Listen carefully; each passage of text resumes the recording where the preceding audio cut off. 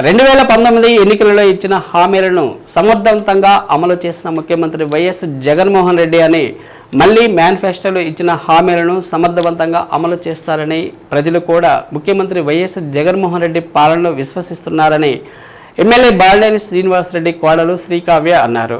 ఎన్నికల ప్రచార కార్యక్రమంలో భాగంగా 23వ డివిజన్ పరిధిలోని అరపాలెం, దండుపాలెం, గానుగుపాలెం తదితర ప్రాంతాల్లో బాలినేని శ్రీకావ్య ఎన్నికల ప్రచారం నిర్వహించారు.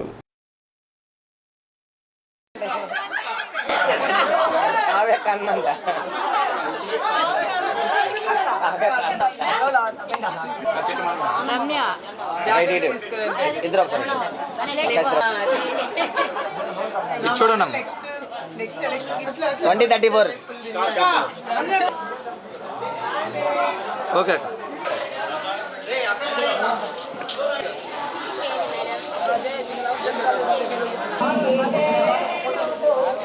తీసుకోండి.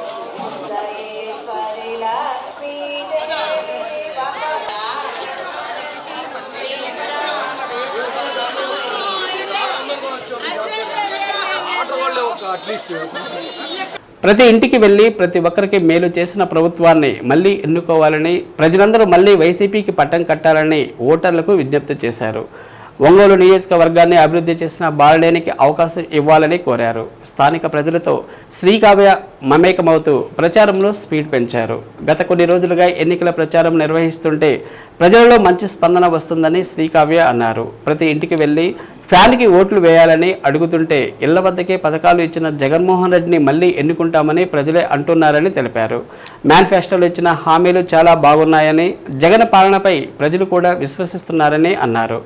మే 13వ తేదీన జరిగే ఎన్నికల్లో ఒంగోలు అభ్యర్థిగా బాలినేని శ్రీనివాసరెడ్డి, ఎంపీ అభ్యర్థిగా చెవిరెడ్డి భాస్కర్ రెడ్డిలకు ఫ్యాన్ గుర్తుపై ఓట్లు వేసి అఖండ మెజార్టీతో గెలిపించాలని కోరారు. కార్యక్రమంలో 23వ division corporator Shaik Imtiaz, division అధ్యక్షులు కృష్ణ, వైసీపీ నగర ప్రధాన కార్యదర్శి కాబట్టి Ravi, Matta Raja, division in charge Nagur, Medar corporation chairman Ketari Lalitha, Nancharamma, Anwar, Irayatullah, Arif, Kaleem, Subbu, Mabasha, Asif, Taluri Ravi, Zubair, decent Basha, Muzeer, Firoz, జీలు, ఇస్మాయిల్, రమీజ్, కేతా వెంకటేశ్వర్లు, కన్నాసేసి మొదలైన వారు పాల్గొన్నారు. ఈరోజు డివిజన్ 23లో తిరుగుతూ ఉన్నాను మార్నింగ్ నుంచి. ఇక్కడ స్పందన చాలా బాగుంది. ప్రతి ఒక్కళ్ళు చాలా బాగా రిసీవ్ చేసుకుంటున్నారు. జగనన్న పథకాలు ప్రతి ఒక్కరికి బాగా అందుతున్నాయి అంటున్నారు.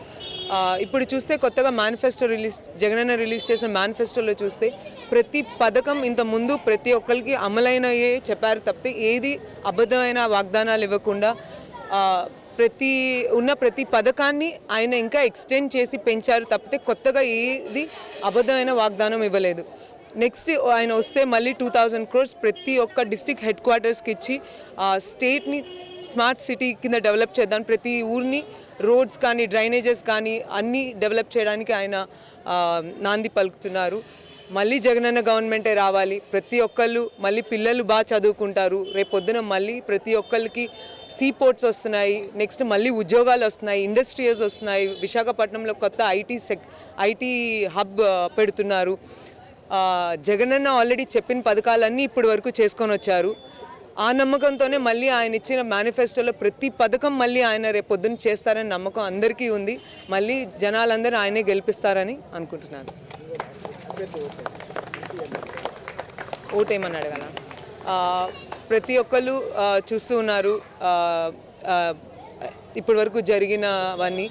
మళ్ళీ మీరు మంచి జరగాలన్నా, ఒంగోలులో అభివృద్ధి జరగాలన్నా మళ్ళీ మా మామగారు వాసు గారిని గెలిపించి మళ్ళీ ఎంపీగా చెవిరెడ్డి భాస్కర్ రెడ్డి గారిని గెలిపిస్తారని నేను కోరుకుంటున్నాను.